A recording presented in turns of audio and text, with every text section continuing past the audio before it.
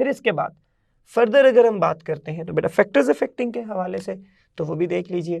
We are now going to discuss factors affecting electron affinity. बेटे मैं detail से दोबारा वन बाय वन नहीं लिखूंगा, आयोनाइजेशन एनर्जी वाले same as that in ionization energy. जैसा कि आयोनाइजेशन एनर्जी वाले फैक्टर्स हैं जिसमें एटॉमिक साइज है, जिसमें न्यूक्लियर चार्ज है, जिसमें शील्डिंग इफेक्ट है, जिसमें नेचर ऑफ ऑर्बिटल है और मोड ऑफ इलेक्ट्रॉनिक कॉन्फ़िगरेशन है। तो ये 4 फैक्टर्स तो ज़रूर शामिल है। मोड ऑफ कॉन्फ़िगरेशन हमारी बुक में उस तरह से नहीं लिखा हुआ। बहरहाल तो ये फैक्टर्स अफेक्टिंग के हवाले से आपने ये पॉइंट जहन में रखना। फर्दर अगर हम बात करते हैं तो जो मैंने एक्सेप्शन का वर्ड लिखा उसके लिए trend in periodic table, periodic table में इलेक्ट्रॉन एफिनिटी का क्या ट्रेंड है। सबसे पहले हम बात कर लेते जैसा कि हमने पहले किया था, डाउन द ग्रुप। तो बेटा down the group electron affinity बिल्कुल आयोनाइजेशन एनर्जी की तरह क्या करेगी, डिक्रीज करेगी। अब यहां पर यह बात जहन में रहे, मैं फिर एक वर्ड लिख रहा हूं, एक्सेप्शंस मौजूद है, नोट की शक्ल में हम डिस्कस करेंगे। ये ग्रुप में मैंने एक्सेप्शंस की बात की है और यहां पर मैंने जो EA1 एक्सो होते हैं जनरली इसमें भी एक्सेप्शन की बात की है, तो ये बातें डिस्कस होंगी। फर्दर अगर हम बात करते हैं along the period, along the period, और बेटा जाहिरी बात है ये हम बात कर रहे हैं लेफ्ट टू राइट, तो left to right along the period ionization energy की तरह क्या करेगी, इंक्रीज करेगी। ये पॉइंट आपने ध्यान में रखना। अब जरा एक्सेप्शंस की तरफ आ जाएं, नोट की शक्ल में हम लिख लेते हैं। बेटा पहला पॉइंट नोट का कि आपके पास सेकंड ए एलिमेंट्स और 8th ए एलिमेंट्स, इनकी फर्स्ट इलेक्ट्रॉन एफिनिटी बेटा EA1 ये एक्सो नहीं है बल्कि क्या है, एंडो है। अब आप रीजन के ऊपर बात करना चाहेंगे तो बेटा सेकंड ए क्या है, S2 कॉन्फ़िगरेशन है। और अगर हम 8th ए की बात करें तो बेटा यहां पर क्या है, S2P6 कॉन्फ़िगरेशन है। यानी कि ये क्या है, फुलफिल्ड शेल की वजह से एक्स्ट्रा स्टेबल है, जिसकी वजह से इलेक्ट्रॉन ऐड करना मुश्किल है। यहां पर S2 फुलफिल्ड है, इलेक्ट्रॉन ऐड करना मुश्किल है, जिसकी वजह से इनकी फर्स्ट इलेक्ट्रॉन एफिनिटी एक्सो की बजाय क्या है, एंडो है। एनर्जी हमें देना पड़ेगी इलेक्ट्रॉन को ऐड करने के लिए। फिर इसके अलावा फर्दर अगर हम बात करते हैं तो बेटा एक और नोट ज़हन में बिठा लीजिए, this is again very important. अगर हम फ्लोरीन की बात करें तो बेटा फ्लोरीन की इलेक्ट्रॉन एफिनिटी क्लोरीन से ज़्यादा होनी चाहिए, लेकिन फ्लोरीन की इलेक्ट्रॉन एफिनिटी क्लोरीन से कम है। एक तो ये पॉइंट आपने ज़हन में रखना है। अब ये एक्सेप्शन क्यों है, डाउन द ग्रुप तो इलेक्ट्रॉन एफिनिटी को क्या करना चाहिए, कम होना चाहिए, लेकिन यहाँ पर क्लोरीन की वैल्यू ज़्यादा है। आप ब्रोमीन को भी शामिल कर सकते हैं, लेकिन हमारी बुक ने लिटरेचर के अंदर क्लोरीन का जिक्र किया। मुझे इसकी बेटा क्या बतानी पड़ेगी, रीज़न बतानी पड़ेगी कि ऐसी क्या रीज़न है कि जिसकी वजह से फ्लोरीन की वैल्यू ज़्यादा होने की बजाय कम हो गई है। तो उसका आंसर इस तरह से, बेटे फ्लोरीन का साइज बहुत कम है जिसकी वजह से थिक इलेक्ट्रॉन क्लाउड है।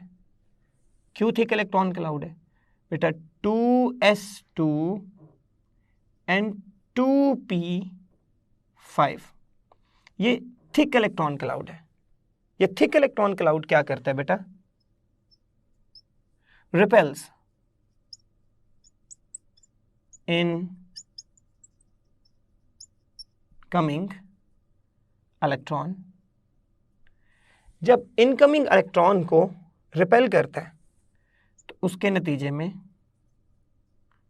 एनर्जी इज एब्जॉर्ब्ड, जिसकी वजह से बेटा फ्लोरीन की वैल्यू, जो रिलीज्ड इलेक्ट्रॉन एफिनिटी की वैल्यू है, वो कम पड़ जाती है किसके मुकाबले में? क्लोरीन के मुकाबले में। And same is true for bromine, यानी कि फ्लोरीन के इलेक्ट्रॉन एफिनिटी क्लोरीन से भी कम है और ब्रोमीन से भी कम है, लेकिन ज़्यादा इंपॉर्टेंट क्लोरीन के हवाले से है। एक ये पॉइंट आपने जहन में रखना है।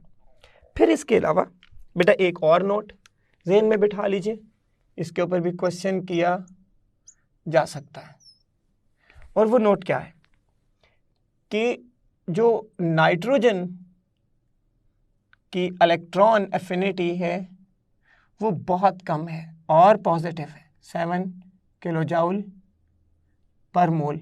बाजुकात ये भी कहा जाता है कि इसकी वैल्यू 0 है, लेकिन 7 किलो जाउल पर मोल ज़्यादा मशहूर है। 7 किलो जाउल पर मोल कैलकुलेटेड वैल्यू है।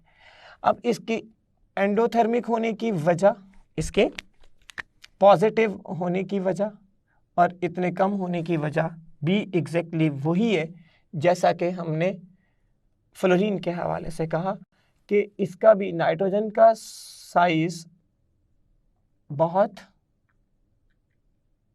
कम है।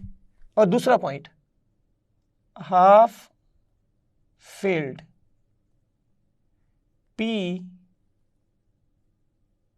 सबशेल है, इलेक्ट्रॉन ऐड करना मुश्किल है, जिसकी वजह से एनर्जी एब्जॉर्ब हो रही होती है। तो ये नाइट्रोजन को याद रखें, इसके अलावा फ्लोरीन और क्लोरीन के पॉइंट को याद रखें। इसके अलावा आप सेकंड ए और 8th ए एलिमेंट्स की जो इलेक्ट्रॉन एफिनिटीज़ हैं वो एक्सो की बजाय एंडो हैं, इन्हें याद रखें। इनको A option, B option, C option और डेल्टा ऑप्शन, इन चारों ऑप्शंस के अंदर मिक्स करके लिखा जा सकता है कि किसकी वैल्यू एंडो है और किसकी वैल्यू एक्सो है।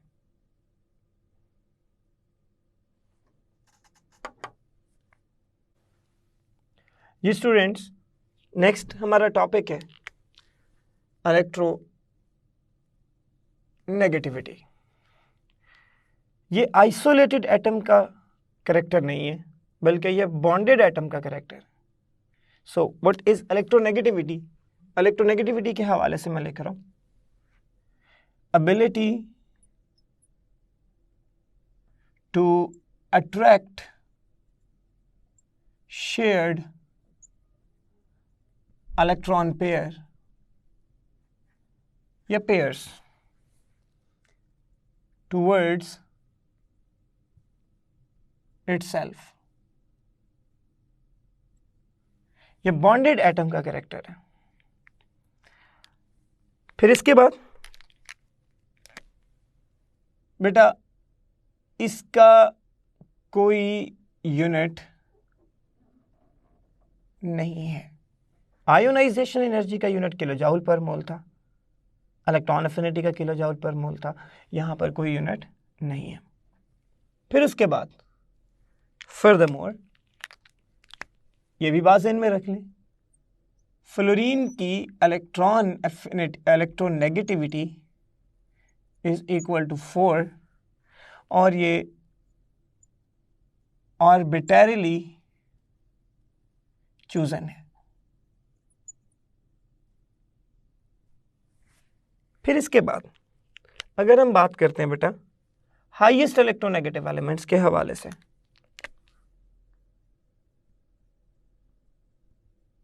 हाईएस्ट इलेक्ट्रोनेगेटिव एलिमेंट्स के हवाले से, तो बेटा उसमें फ्लोरीन शामिल है, उसमें ऑक्सीजन शामिल है और उसमें नाइट्रोजन शामिल है। तमाम एलिमेंट्स की इलेक्ट्रोनेगेटिविटी बेटा फ्लोरीन के इलेक्ट्रोनेगेटिविटी से कंपैरिजन में निकाली जाती है। और फिर इसके बाद अगर हम ट्रेंड इन पीरियोडिक टेबल की बात करें तो बेटा ट्रेंड इन पीरियोडिक टेबल में सबसे पहले हम बात कर लेते हैं डाउन द ग्रुप। तो बेटा डाउन द ग्रुप इलेक्ट्रोनेगेटिविटी कम होती है, जिस तरह के आयोनाइजेशन एनर्जी और इलेक्ट्रॉन एफिनिटी की वैल्यूज कम होती हैं। फिर उसके बाद अगर हम बात करते हैं बेटा अलोंग द पीरियड, और definitely it is from left to right. Along the period की अगर हम बात करें तो बेटा इलेक्ट्रोनेगेटिविटी इंक्रीज करती है, जैसा कि आयोनाइजेशन एनर्जी और इलेक्ट्रॉन एफिनिटी की वैल्यूज इंक्रीज करती हैं। फिर इसके अलावा मज़ीद अगर हम डिस्कशन में लाएं तो बेटा नोट की शक्ल में ये बात जहन में रख लें, अगर electronegativity difference of two bonded atoms 0 या 0.4 हो, क्या मतलब 0.4 या 0.4 से कम हो, तो बेटे हम इससे ये कंक्लूड करते हैं कि नॉन पोलर कोवेलेंट बॉन्ड है। जैसा कि हाइड्रोजन और हाइड्रोजन में इलेक्ट्रोनेगेटिविटी का डिफरेंस क्या होगा, 0 होगा इन H2। अब कार्बन और हाइड्रोजन जब बॉन्डेड होंगे तो कार्बन की इलेक्ट्रोनेगेटिविटी बेटा ये देखिए, हाइड्रोजन ये बॉन्डेड एटम है, यहां पर En difference is equal to 0, so the bond is non polar. लेकिन अगर हम बात करते हैं कार्बन और हाइड्रोजन बॉन्ड की बात करते हैं तो बेटा कार्बन की इलेक्ट्रोनेगेटिविटी 2.5 है, जबकि हाइड्रोजन की इलेक्ट्रोनेगेटिविटी 2.1 है। और अगर हम En यानी कि इलेक्ट्रोनेगेटिविटी डिफरेंस की बात करें तो इट इज 0.4। तो इस बॉन्ड को भी क्या कहा जाएगा, नॉन पोलर बॉन्ड ही कहा जाएगा। तो नॉन पोलर कोवेलेंट बॉन्ड अगर इलेक्ट्रोनेगेटिविटी का डिफरेंस 0.4 या 0.4 से कम होता है।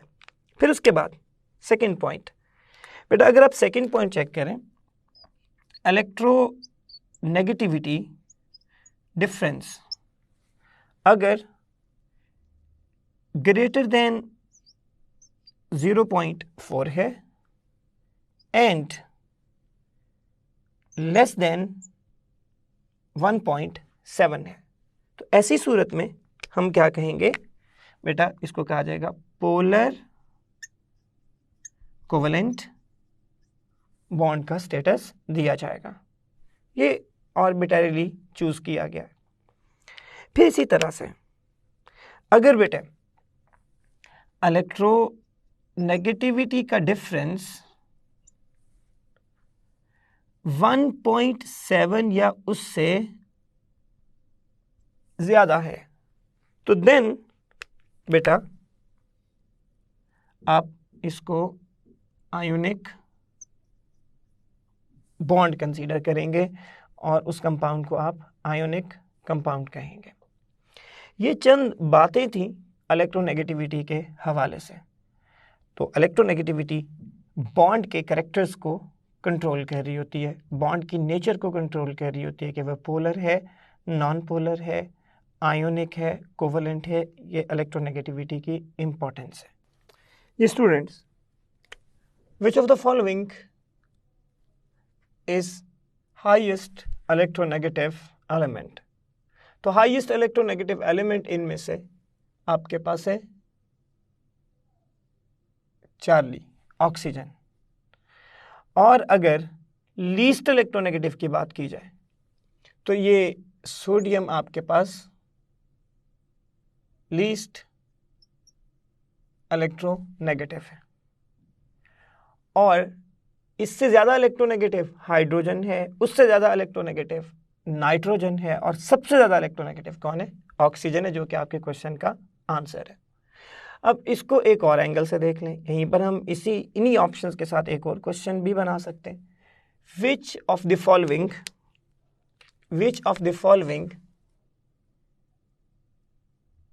Can form ionic bond with fluorine? इनमें से कौन फ्लोरीन के साथ आयोनिक बॉन्ड बनाएगा?